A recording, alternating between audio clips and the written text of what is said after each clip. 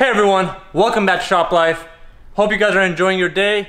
We're actually working on this E46 on this lovely Sunday. It is Easter today, matter of fact.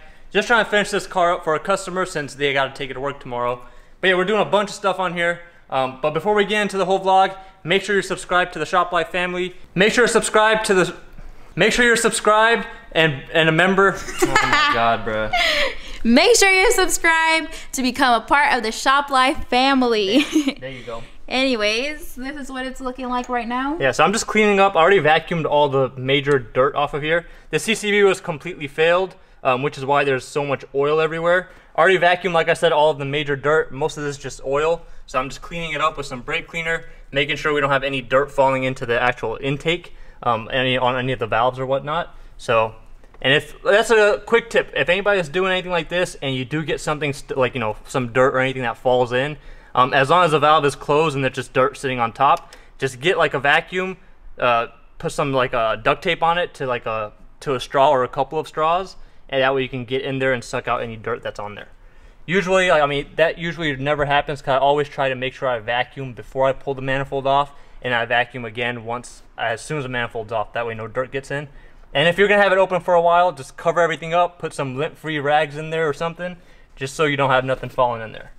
Yeah, so we're doing the full cooling system and everything on here. Every single hose, water pump, thermostat, radiator, expansion tank, the heater hoses, the hard coolant lines underneath the manifold, which were completely trash. As soon as I pulled off the manifold, those lines just literally just fell right out.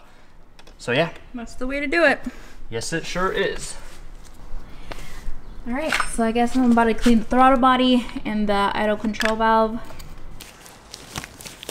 So as you can see, the idle control valve definitely needs to be cleaned. It should be making that noise every time. Let's clean it. We're just using some brake cleaner.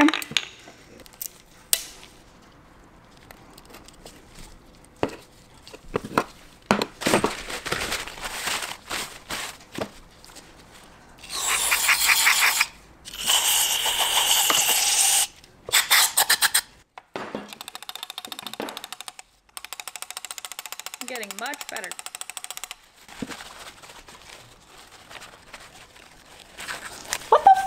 What is this? Why didn't you take it off? What? Oh yeah, I had to cut it off because it was not coming out. It's never been changed before, matter of fact. It's never been changed before?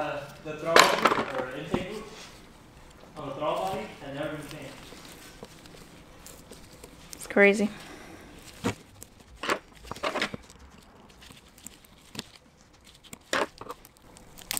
There we go.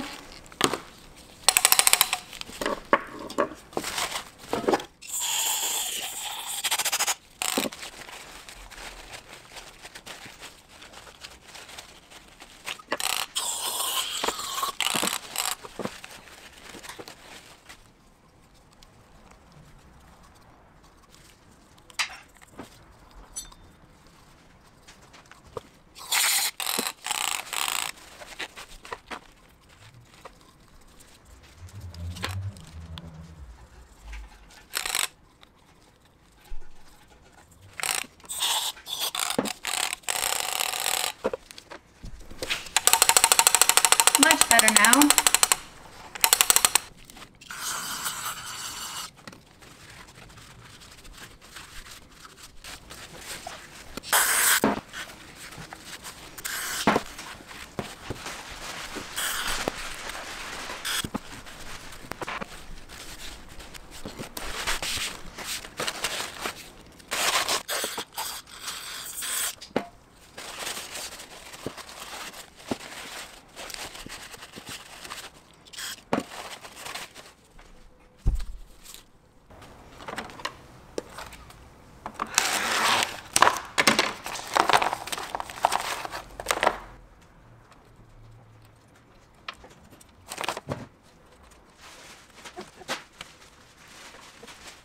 So lately I've been seeing a lot of cars that come to me. I mean, I usually see it a lot, but like the past like 3-4 days, I've seen so many screw ups by other shops that it's just like, you know, it's so hard to see. Like, I don't understand how people mess up some things. So like this line right here, the oil supply line for the Vanos, So whoever did the oil filter housing gasket on this car, they didn't put the washer back for the banjo bolt. So you're supposed to have a one washer right here, then you have the actual line, and then you have another washer on top before you screw it in. And these are crush washers, that way, you know, they seal when they get crushed. And whoever did the whole oil filter housing gasket, they didn't put the washer back. So it's like either they forgot or it fell or something, but like, you know, usually you always double check that whenever you're putting it back just to make sure that it's there. And as a result of that, I mean, there's oil everywhere underneath the car because I don't know how long it's just been leaking like crazy. And then the other day, like I had a convertible that I was working on that I had to do the steering guibo on, so the lower steering coupler, whatever you want to call it, just because there was a lot of play in the steering. And funny thing is, it had been changed before, but whoever changed it the time before that, there's an actual plastic, like a dust cover almost, that helps guide the coupler back where it's supposed to go. So, and that pretty much makes sure that the steering wheel is sitting straight when the car's going straight. And they had broken that off, and on top of that, they put the other coupler, they stripped some of the spline. Is it called spline or spleen? I always mess that up.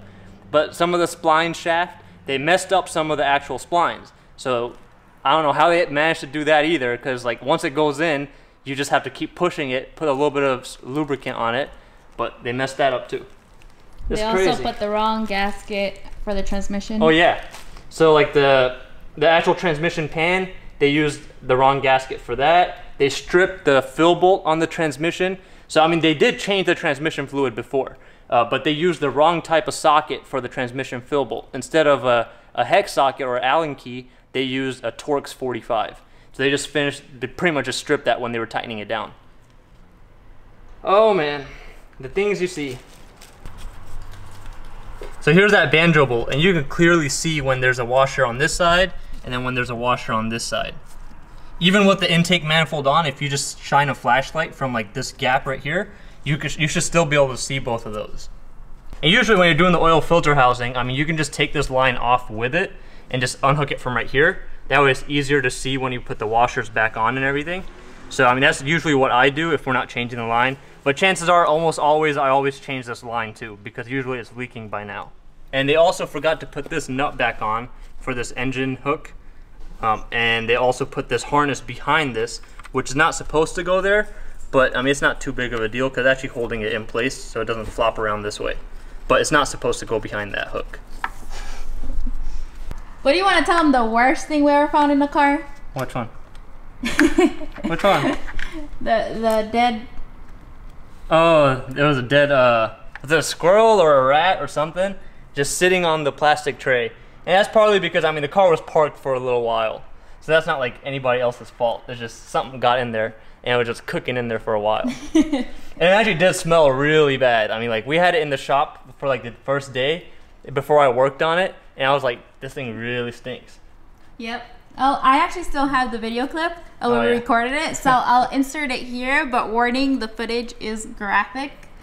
So yeah, you can see the skeleton thing, right? Yeah, so skip 15 seconds if you don't want to see it.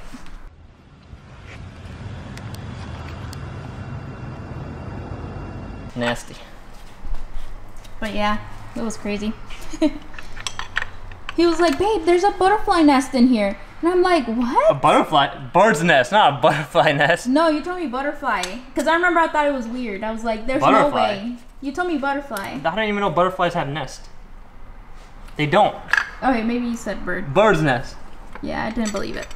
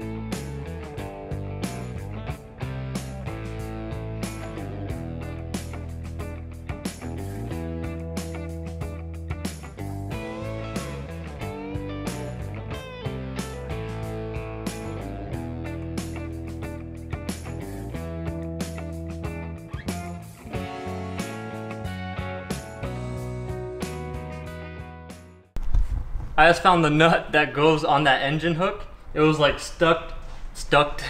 It was stuffed in this like little cavity on the frame rail. But yep, here it is. Now it makes me wonder why they took that off though. I know, I mean, this whole Vanos section looks really clean. Same with the oil filter housing. The oil filter housing looks like it's new, but the tensioner and everything else, like all the pulleys, look like, I mean, they don't look like old, but like they don't look like as new as the oil filter housing. And if they did that kind of a job with the, you know, the whole line and everything, I doubt they spent all that time to clean the housing really, really well. So it's, I wonder what's the history behind this. I'm guessing the Vanos was replaced for something, and also that oil filter housing was replaced for something. That's my guess.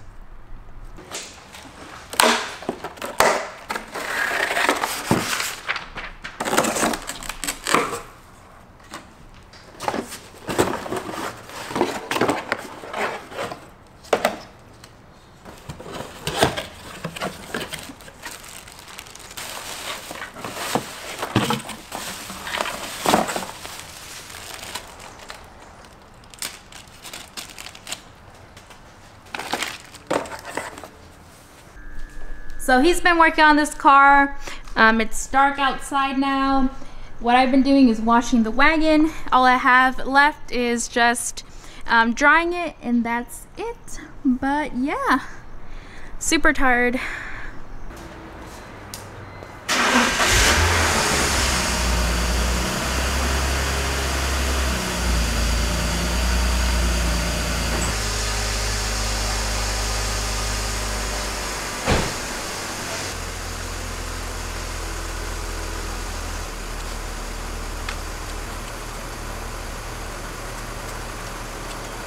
Alright, time to pull out the car.